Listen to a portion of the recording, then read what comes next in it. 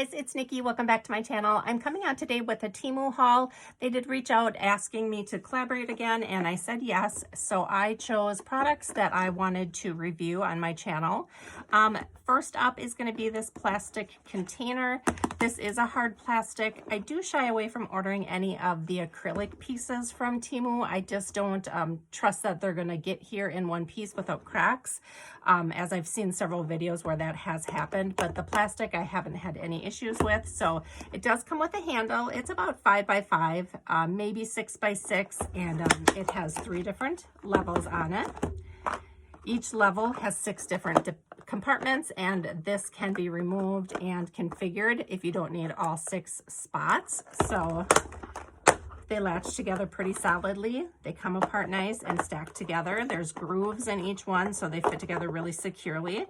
I'm going to be organizing some like brads and metal pieces that I have. I have like some photo corners, and all of them are in containers, but they're all in little tiny individual containers, and I would like to put them all in here. So it just takes up less space, and I have less tiny containers floating around my craft room. All right, next up is a new little project that I want to try. I've been seeing TikToks where they do the punching. They make little coasters, and they do, I think it's just called yarn punching. I'm not exactly sure. So needle punching maybe. So I got the needle, and I got just this little sampler pack of yarn. I do have other yarn here as well, but I wanted to just have something just to try it out with. So I'm really excited to give it a try. I do have the fabric that you need. I don't know if it's a specific type of fabric, but I have some that kind of looks like muslin. And I'll just use that. And then you use like an embroidery hoop. I'll show you guys when I try it, but yeah, I'm excited to give it a try. So it looks like the yarn goes in here. I don't want to pull anything out because I'm not 100% sure how to do it yet. I'll have to look up the instructions. There is instructions on the back. They're in, oh, there is English. So okay, so you're going to insert the yarn through the threader, and it looks like you're going to pull this all the way through to thread the yarn, and then yeah, then you punch, make little loops in the fabric. So I don't know if you know what I'm talking about or not, but anyway, I will show you guys when I give it a try. But those 2 pieces were for that. These colors are really pretty too. I liked the variety pack that they offered. And they're just small little ones too. So, you know, I can do a couple different projects with these. And if it's something that I really enjoy, then I'll go buy more yarn. Next up, I bought these to see what they looked like, how thick they were. And if I liked them, I was going to purchase more. But I wanted recipe cards.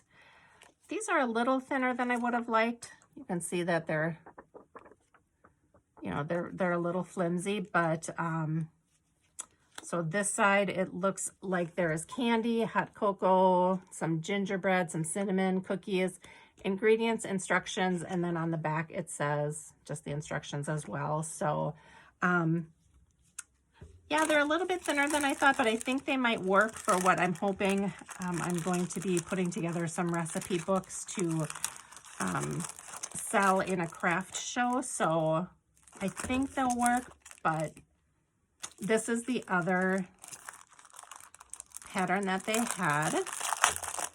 And it looks like this is the same type of material. So it's just thinner than what we're used to. We're used to a, you know, a cardstock recipe card.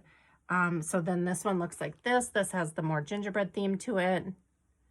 The ingredients, the instructions, and then on the back it gives you additional space for instructions. So if I don't use these in the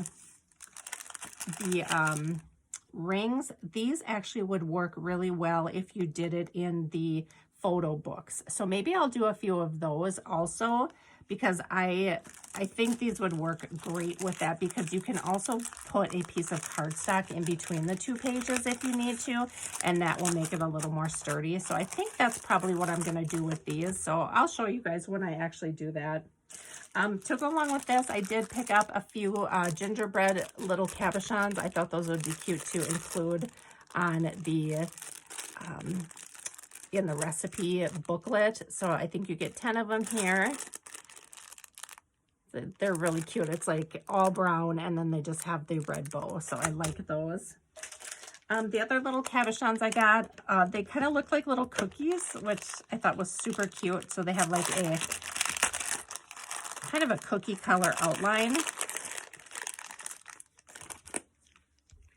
So they look like that. So there's a wreath, a present, a little gingerbread guy, a tree, a stocking, Santa, another Santa, a little gnome with a little pink beard, a reindeer, and a snowman. So I think those are super cute too.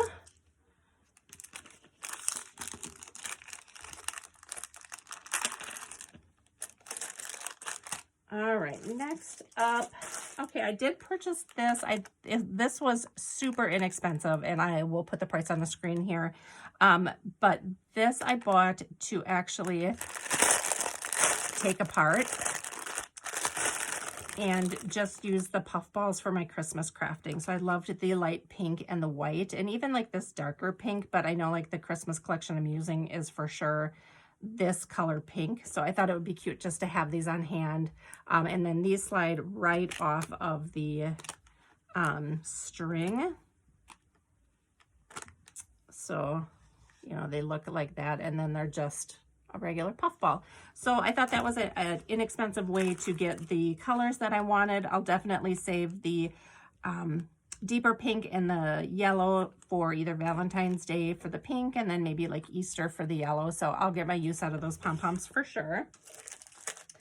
Next up, I got this little die, and the reason I got this is I thought it would be great layering pieces or background pieces in my Christmas crafting. So like if you're making a memory decks or rosettes, I thought it would be neat to either have like the pine sprig, the holly leaves, or like the mistletoe tucked behind it. So yeah, I was thinking of cutting these out in different shades of green and just having them in my stash.